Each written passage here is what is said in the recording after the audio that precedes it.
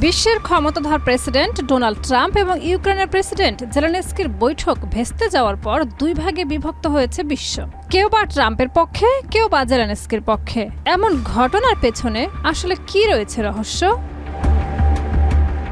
Hungary ছাড়া ইউরোপের প্রায় সকল দেশ ইউক্রেনকে সমর্থন দিয়ে চলেছে। কানাডা, জার্মানি, ফ্রান্স ও অস্ট্রেলিয়া ইউক্রেনকে সহায়তা অব্যাহত রাখার প্রতিশ্রুতি দিয়েছে। অন্যদিকে রাশিয়া ট্রাম্পের ধৈর্যের প্রশংসা করে এবং জেলেনস্কিকে তীব্র ভাষায় সম্বোধন করেছেন। এ বৈঠকে জেলেনস্কি মার্কিন প্রেসিডেন্টের সঙ্গে সাহসিকতার সঙ্গে কথা বলেছেন এবং রাশিয়ার সঙ্গে কোনো সমঝোতা না করার দৃঢ় অবস্থান নিয়েছেন।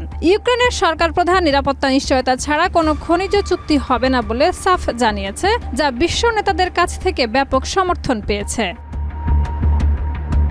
ফরাসি প্রধানমন্ত্রী জানিয়ে দিয়েছেন কিয়েভের প্রতি প্যারিসের সমর্থন অব্যাহত থাকবে। ইউক্রেনের সার্বভৌমত্ব ইউরোপীয় নিরাপত্তার সঙ্গে সরাসরি সম্পর্কিত বলে উল্লেখ করেছেন তিনি। কানাডার প্রধানমন্ত্রী জাস্টিন ট্রুডো বলেছেন, ইউক্রেন দীর্ঘ ৩ বছর ধরে রুশ আগ্রাসনের বিরুদ্ধে লড়াই করছে এবং তিনি ইউক্রেনের পাশে থাকার প্রতিশ্রুতি দিয়েছেন। একই কথা বলেছেন ইউরোপীয় ইউনিয়নের প্রেসিডেন্ট, জার্মান চ্যান্সেলর, সুইডিশ প্রধানমন্ত্রী, পোলিশ প্রধানমন্ত্রী ও অস্ট্রেলীয় প্রধানমন্ত্রীও।